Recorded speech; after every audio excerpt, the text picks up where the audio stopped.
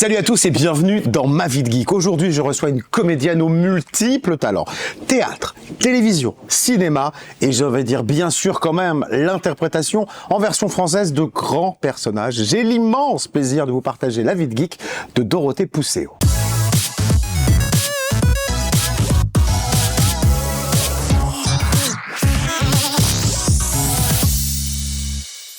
Bonjour Dorothée. Bonjour, merci. Bonjour tout le monde. Merci d'être avec nous dans cette émission. Merci à toi Jean-Christophe de me recevoir. Ça me fait tellement plaisir, surtout que c'est une émission dans laquelle je ne travaille pas, puisque c'est mes invités qui choisissent les questions et les dates. Voilà. Parce que je suis un journaliste feignant, voilà. Et donc c'est toi qui as travaillé. C'est toi qui as tout compris. Et voilà. Moi je suis dans mon siège et c'est moi qui suis spectateur aujourd'hui, puisque c'est toi qui as choisi 5 dates.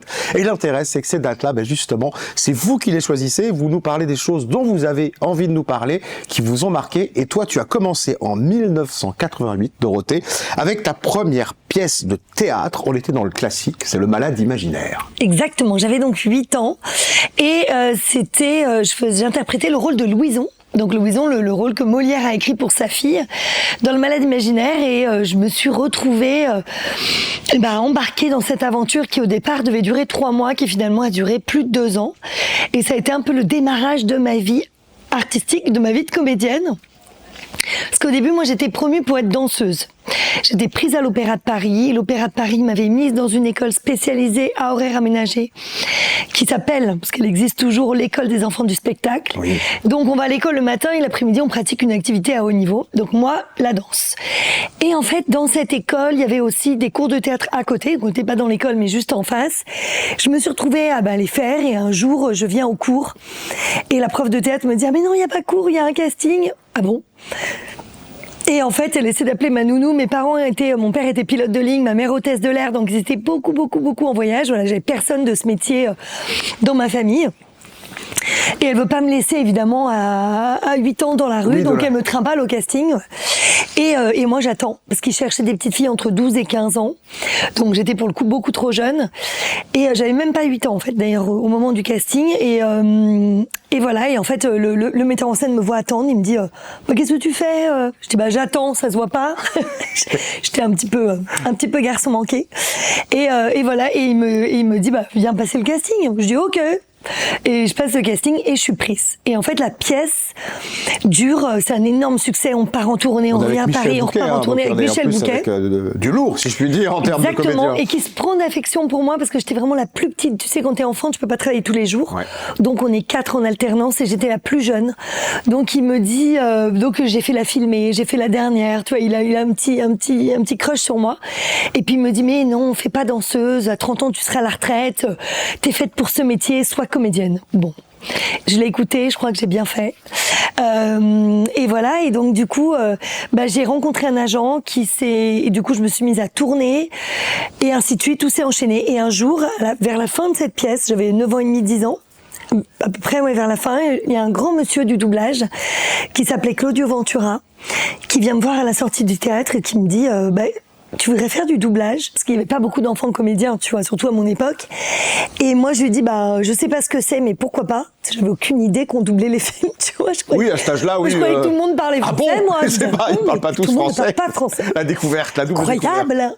Découverte. Et donc voilà, et donc je me suis retrouvée à faire mon premier doublage comme ça, aux côtés d'Alexis Thomasian, qui est un ami très cher à mon cœur, dont je suis toujours très très proche aujourd'hui, et avec qui on ne s'est jamais quitté. Et donc, tu as commencé, toi aussi, très jeune, parce que je sais que vous êtes quelques-uns, on avait reçu Donald Renew dans cette émission également, tu parles d'Alexis, qui avait aussi commencé très très tôt. Donc, c'est des grandes carrières, parce que c'est pas facile d'attraper des comédiens enfants, parce que c'est vrai que ça va pas être évident pour les casteurs de trouver ces petites pépites. Pas beaucoup. Allez, maintenant, il y en a beaucoup plus, puis avec les réseaux, ça permet même de montrer les talents de ton enfant. Tu vois, moi, il y a une petite comédienne, Lior Shabbat, que j'adore, que j'ai lancée dans le doublage et même dans le métier, du coup, parce qu'en fait, finalement, elle a trouvé un agent, elle s'est mise à tourner. Et je l'ai repérée sur les réseaux sociaux, alors qu'elle habite Lyon. Et où elle faisait de la ventriloquie, et je me suis dit, mais c'est quoi cette gamine, elle est extraordinaire. J'ai contacté les parents, et voilà, et maintenant elle vit à Paris, elle a 18 ans bientôt, elle est comédienne, et elle vit de ce métier, quoi. Donc c'est assez magique. Maintenant, on peut trouver plus facilement des enfants de talent. À l'époque, tu vois, ils allaient les chercher au théâtre, dans des tournages, etc., mais c'était beaucoup plus rare, plus compliqué. Et heureusement, on en a trouvé quelques pépites qui sont encore aujourd'hui comédiens et c'est formidable. 2014, c'est la deuxième date. On fait un petit bond dans le temps. Avec là, évidemment. Ah oui, là, on a fait un gros bond dans le temps. On a fait un bond dans le temps. Bah, c'est toi qui as choisi les dates. Ouais, donc ouais. t'as le droit. On t'autorise. C'est ton émission. Parce que je voulais pas parler que du métier, parce que je trouve que c'est tellement facile de connaître ce que j'ai fait. Et ben, c'est tout l'intérêt de cette émission, voilà, justement. Exactement. Et là, c'est une rencontre en 2014. Je te laisse nous dire avec qui cette rencontre. Ben, le plus beau rôle de ma vie, celui de maman. J'ai eu ma petite fille Mila. Voilà, le 9 février 2014. Et puis voilà, j'en ai eu une deuxième, hein, quand même, la pauvre. Oui, on va parler de la deuxième aussi, mais c'était pas une date, c'était le 13 janvier 2017, donc 3 ans plus tard. Et c'est vrai que ça chamboule une vie. On va pas, il y a rien de très original là-dedans. Hein. Je pense pas être la seule à avoir été chamboulée par l'arrivée de ces petits êtres qui nous transforment et qui nous apprennent plein de choses.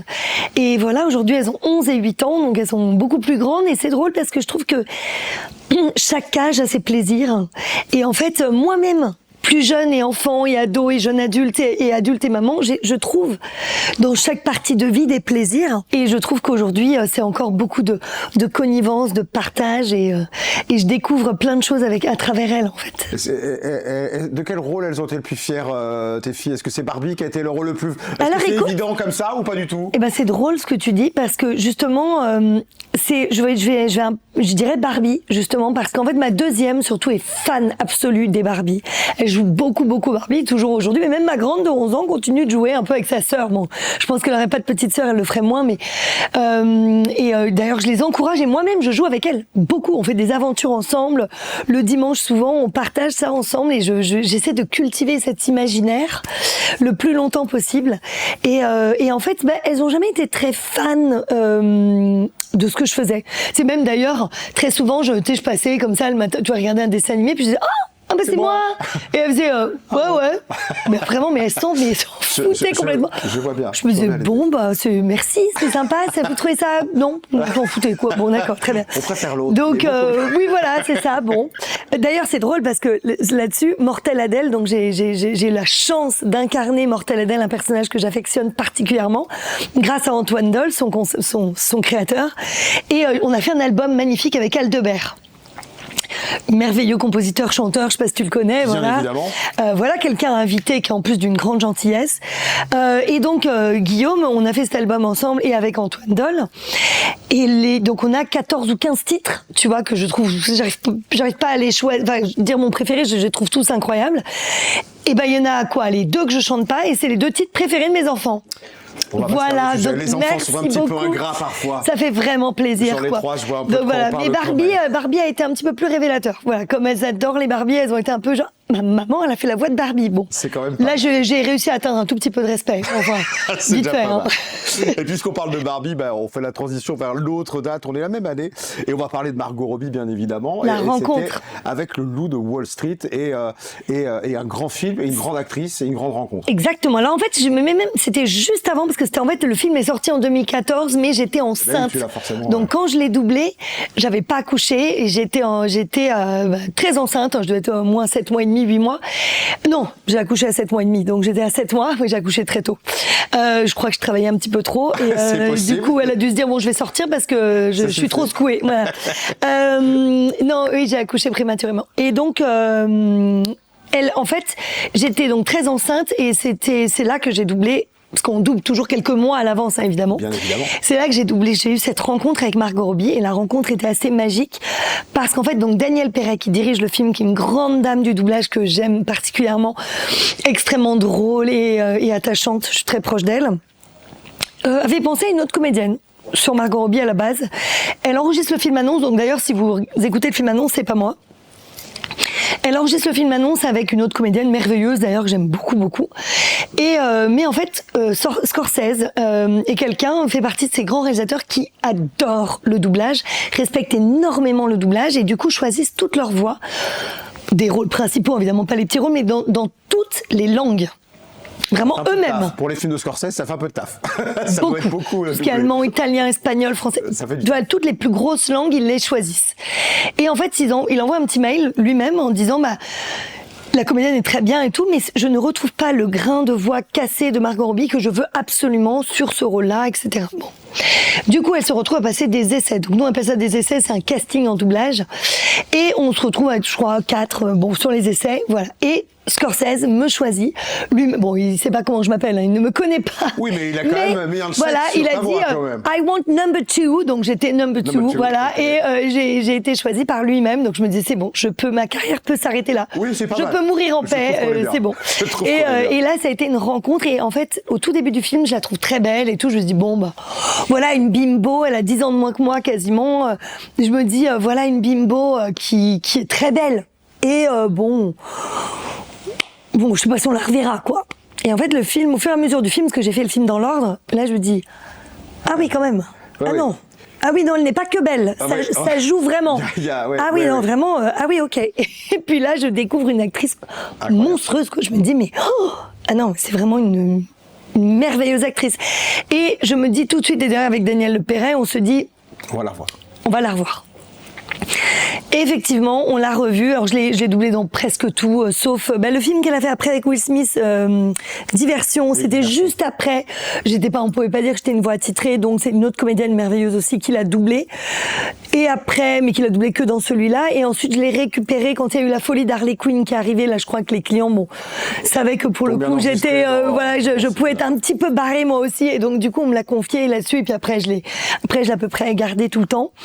Et là, je viens de faire Big Bold Beautiful Journey avec Colin Farrell et j'attends avec impatience Léo de Hurlevent. Qu'on va enregistrer à Noël. Et ça, j'ai hâte. Je pense que c'est assez prometteur. J'adore. J'ai essoré le livre adolescente. Donc, j'ai hâte de voir ce qu'ils en ont fait. Je pense qu'ils l'ont remanié un peu en mode sexuel, en mode 50 nuances degrés, tu vois. Donc voilà, à suivre. Et écoute, c'est vraiment une rencontre incroyable et une chance inouïe pour une comédienne dans le doublage parce que c'est des rôles auxquels je n'aurais jamais accès en tournage, évidemment. Et donc voilà, elle me permet d'avoir une palette entre Tonya, tu vois, ou Harley Quinn ou Barbie, c'est un panel extrêmement tellement varié, tellement riche, capable de tout. Que pour moi c'est juste du caviar, quoi. Eh ben écoute, le caviar, on passe à d'autres univers avec en 2023 une ouverture d'école, puisque l'idée c'est qu'on peut se former, ton école bien sûr. Exactement, mon troisième bébé. Alors cette fois je l'ai pas eu avec mon mari, mon mari ingénieur du son, je l'ai eu avec ma meilleure amie Kelly Marot, une de mes meilleures amies, qui est elle aussi entre autres une voix connue du doublage, qui est la voix française de Jennifer Lawrence, Florence Pugh, Marine des Sisters, dont j'ai la joie de diriger la version française, etc. Et en fait on se connaît depuis, elle est plus jeune que moi, donc depuis qu'elle a 5 ans et moi 12 ans. Voilà, on a 7 ans d'écart. Donc, depuis qu'elle a 5 et moi 12, on était moins amies, évidemment, toutes petites, mais après, on s'est vraiment retrouvées un peu plus grandes et on est très proches. Et en fait, un jour, faut rendre à César ce qui lui appartient, hein, c'est son idée, elle me dit, mais enfin, tout le monde nous demande toujours où aller faire un stage, où se former, etc. Et puis, en fait, le problème des stages qu'on connaissait, c'est que parfois, il y avait un petit peu de tout mélangé et on voulait vraiment faire un stage un petit peu différent, qui est un stage réservé aux professionnels. Souvent, ce sont déjà des comédiens qui travaillent, qui vivent de ce métier, qui sont sur scène, en comédie musicale, devant la caméra, etc. Même parfois connus, même des gens célèbres. On a eu Julie Drey la semaine dernière. On a plein de gens de plein d'horizons qui veulent se former à la bande rythmo parce que c'est un exercice un peu particulier mais dont on peut très rapidement choper les techniques et voilà, donc on a ouvert ce stage Dub School, l'école Dub School à Paris et on a ouvert une deuxième école à Cannes qui est un petit peu plus ouverte pour les novices parce qu'à Paris on demande pas d'avoir tourné 25 films, surtout pour les plus jeunes à 18 ans, évidemment c'est impossible, ce serait une hérésie, mais en fait on demande d'être déjà comédien, d'être déjà quand même, d'avoir une formation solide. Okay. Donc on demande 2 ou 3 ans de cours de théâtre minimum dans une vraie école. C'est-à-dire des cours sur Paris, Florent ou autres, ou des conservatoires, parce que dans toutes les villes de France, il y a des conservatoires et c'est ce que j'ai fait. J'ai pris 12 années de cours au conservatoire, entre autres, et c'est vraiment des écoles fiables, solides, qui sont souvent d'ailleurs les moins chères. Donc allez-y, foncez, c'est des valeurs sûres. Et tous les élèves qu'on a qui sortent de conservatoire, ils ont vraiment un vrai bagage et ils sont prêts à attaquer le métier. Donc voilà, Avec donc on ce demande petit coup de pouce, voilà, des voilà, professionnels que vous êtes exactement. pour vous aider à appréhender la technique vraiment dédiée à cette Exactement, et on n'a que des directeurs artistiques qui sont de vrais, les formateurs sont tous de vrais directeurs artistiques qui dirigent beaucoup. Donc on est hyper content Par les parce qu'on pros pour a les pros, en fait, on pourrait voilà résumer exactement, ça. exactement. Du coup on a on a plus de 30% de nos élèves qui travaillent tout de suite tu vois, suite au stage après 5 jours seulement. Donc on est hyper content et on les accompagne au max. Et notre but c'est de leur donner du travail, quoi. Et donc, tu parles de direction. À plusieurs reprises, tu en as parlé dans cette émission. Tu parles de direction artistique. On va parler en 2024 d'une direction artistique, une DA, comme on dit, qui te concerne. C'est laquelle et pourquoi tu voulais la souligner parmi les autres, puisque tu as dirigé sur d'autres films? Eh ben alors, je voulais parler de Deadpool 3. Deadpool et Wolverine, parce que j'ai la chance de diriger depuis plus de 20 ans et oui. vraiment des super beaux projets, et Disney m'a confié des beaux films. Là, j'ai fait Freaky Friday 2, la suite de Freaky Friday 20 ans plus tard, j'ai fait Raya, j'ai fait La Maison Hantée, j'ai fait vraiment plein de très jolis projets. Mais c'est vrai que celui-là me tient particulièrement à cœur parce Est-ce que c'est le côté un peu barré, comme tu disais, parce que tu aimes ça? Est-ce que c'est ça qui fait que du coup tu le retiens parmi les autres? Exactement, parce que l'univers de Deadpool, c'est un univers que j'affectionne particulièrement. Je trouve ça génial, c'est décalé, c'est noir, et en même temps lui, il est c'est l'anti-héros, tu vois. Il peut être extrêmement grossier, mais en même temps extrêmement attachant. Extrêmement gentil, attachant. Il est tellement gentil, tellement pur, tu vois, indirectement, qu'il est hyper attachant. Et puis Pierre Tessé, qui le double, est un ami proche et quelqu'un que j'admire énormément, qui a un talent immense. Et donc d'avoir Pierre sur ce personnage que j'adore, et Jérémy Covillo, qui est un Wolverine tombé par terre, qui une rencontre, je trouve, qui est magnifique, et un immense comédien, bien sûr, et que j'aime particulièrement aussi, que je connais depuis toute petite, je l'ai connu enfant. Ben, c'est deux êtres humains et deux comédiens que je respecte énormément sur deux personnages que j'aime plus que tout. Donc c'était pour moi une sorte d'apothéose, quoi, de joie. En fait, quand ils m'ont confié ce projet, d'ailleurs à chaque coup de fil, je disais merci. Je me disais mais quel bonheur absolu. Et en fait, j'ai tout fait pour que, alors qu'ils sont très très occupés, ces deux merveilleux comédiens évidemment, tu te doutes. Donc j'ai tout fait pour qu'ils soient libres en même temps, et qu'on puisse enregistrer les deux comédiens ensemble, parce que voilà, parce évident, que si je puis dire. Alors d'extérieur, je suis exactement, pas du métier, mais ça me donne l'impression que c'est évident, que ça doit se faire comme ça. Et en doublage, depuis le Covid, on a pris parfois le pli d'être un petit peu séparés, chose que je trouve extrêmement triste, et moi je déteste. D'ailleurs pour le Colin Farrell, on a réussi à être ensemble avec Boris Rélinger aussi, quitte à travailler, on a même travaillé jusqu'à minuit un jour parce qu'on n'avait pas beaucoup de liberté, pour réussir à être ensemble.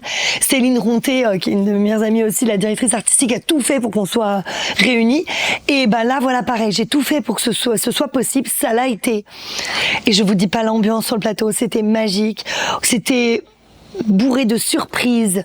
Je trouve que la VF, vraiment, je le rends à eux, parce que moi j'ai pas fait grand chose finalement, si ce n'est les réunir et avoir un petit peu de regard évidemment sur leur travail, mais ils sont tellement extraordinaire, que je trouve que la version française, j'en suis très fière. Et voilà, je voulais souligner, ça fait plus de 20 ans que je dirige, et pour moi ça a été vraiment le projet le plus merveilleux. Jusqu'à aujourd'hui, on verra. Jusqu'à aujourd'hui. Et donc il reste plein de choses. Merci en tout cas Dorothée d'avoir pris un instant. Quel plaisir d'avoir quelqu'un qui transpire la passion comme toi dans cette émission. Je te promets que ça, on le reçoit en tout cas, et j'espère que derrière leurs écrans, les amis qui nous regardent l'ont reçu aussi. Merci d'avoir pris le temps de venir dans Ma Vie de Geek, c'était un honneur pour moi. Merci beaucoup. Merci à vous surtout de m'avoir écouté. Avec plaisir. Et nous on se retrouve bien sûr très bientôt avec un autre invité pour un prochain épisode de Ma Vie de Geek. Ciao.